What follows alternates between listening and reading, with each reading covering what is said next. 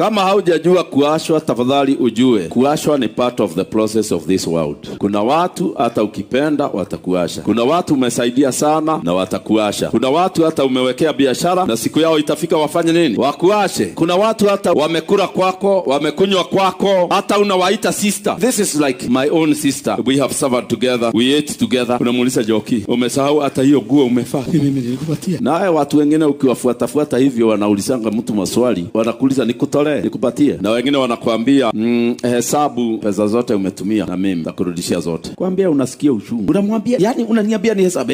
Hesabu. Ama uende polisi ile iliko karibu. Paka yule uliambia siri zako. Paka unamuita unamwambia uape mbele ya Mungu ya kwamba hautaambia mtu ati nilikwambia nilishomeka tubo zamani. Unajua kuna watu wanakukaribia unawaambia siri zote. Unawaambia mambo yote, unawaambia hata kadhabi kako. Kuna kadhabi nimeshindwa kuasha. Huyo mtu unafikiria utamfanya nini? Hapa chukua Biblia na hapa sitasema kitu na unajua